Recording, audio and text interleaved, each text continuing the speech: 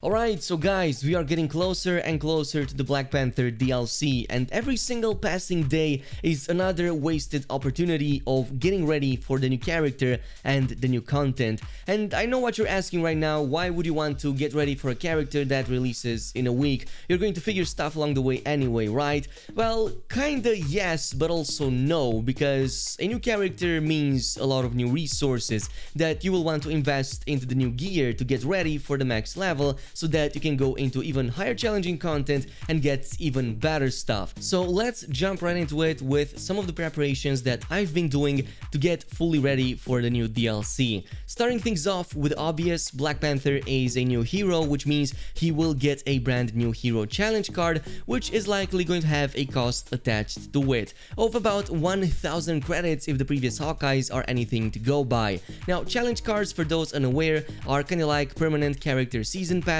as in all characters have one, but they also give you some really cool rewards, like they give you upgrade materials, they give you cosmetics, outfits, and really cool nameplates and emotes, but most important, they also give you credits back. And it's these credits that you can further use to get challenge cards from other characters, for example. Now, every new character that will release, as I've said, will have a challenge card cost, but that doesn't apply to the 6 starting heroes in the game, including Thor, Captain America, Iron Man, Hulk, Kamala, and Black Widow. Their challenge cards are all free and they still give you those credits. So go ahead, you still have some time to at least complete these partially each, and you should have more than enough to afford the 1000 credits that the Black Panther challenge card will likely cost when it launches, and you won't have to spend any real world money on the game with the new DLC. Moving on to number 2, another big recommendation that I have is to level up and get a main ready by the time the new DLC drops.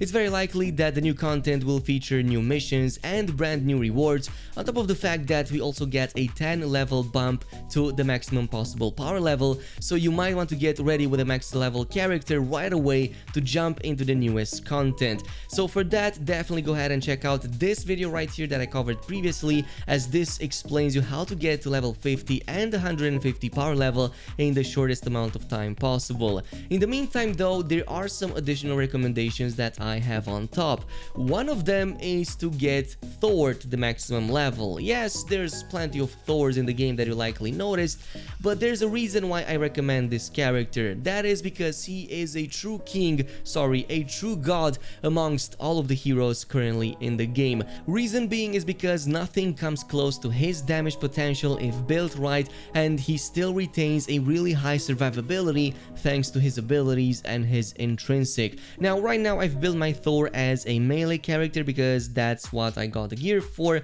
but I fully recommend transitioning into a ranged build that specializes in precision and also a ton of valor, so that you can spam really high powerful heroic ultimates.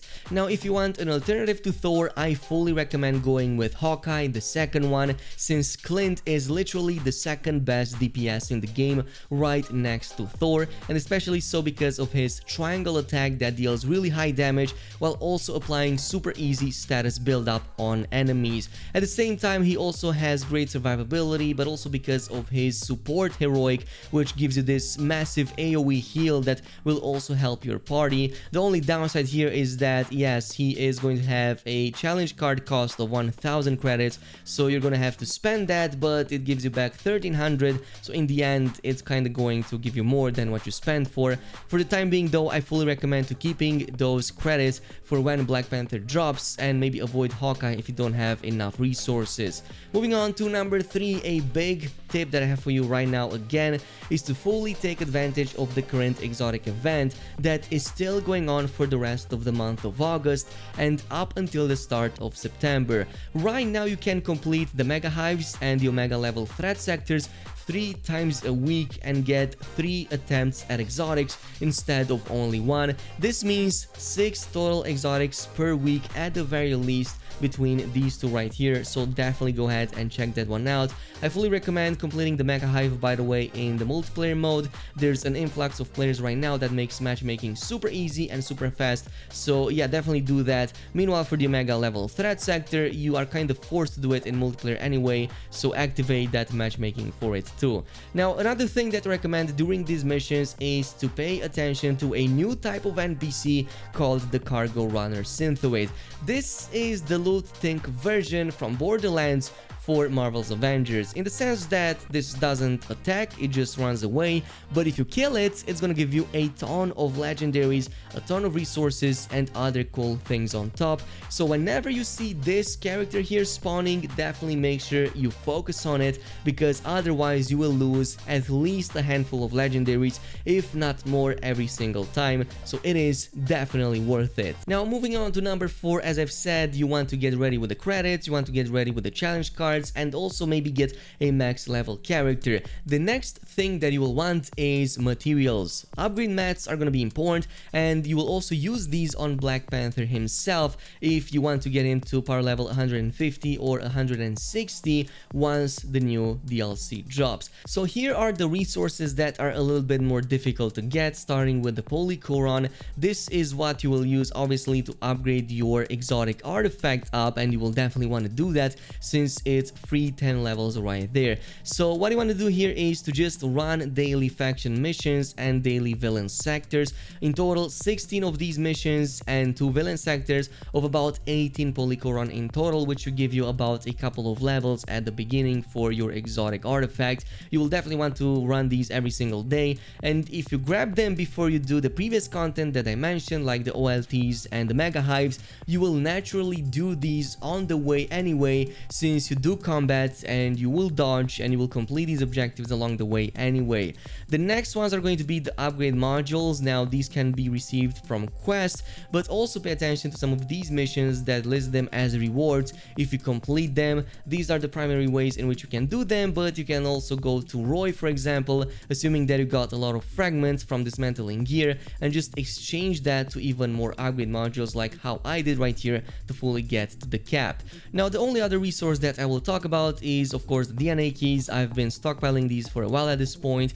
Now, these are something that you get again from those 2 villain sectors a day, and I've been stockpiling them in the hopes that the patterns will make their way back into DNA chests. Previously we could farm hero outfits by getting patterns from DNA chests that you used to open with DNA keys, but that's no longer the case. The DNA chests still give you a lot of Polycoron and upgrade modules, you can still use them for that, but personally I would stockpile at least a few of these in case Crystal Dynamics is reverting that change eventually and bringing back the patterns in the DNA chests. This is pretty much it with the best recommendations that I have right now, on top of the other ones that I've given in the previous video. So on top of everything that I've already said, also do some of the other dailies, like especially some of those priority missions and some of those Tachyon rifts. They will give you really good loot there, or at least good chances at additional battle loot for your character. This is it though, thanks so much for watching, and I'll see you guys in the Wakanda expansion.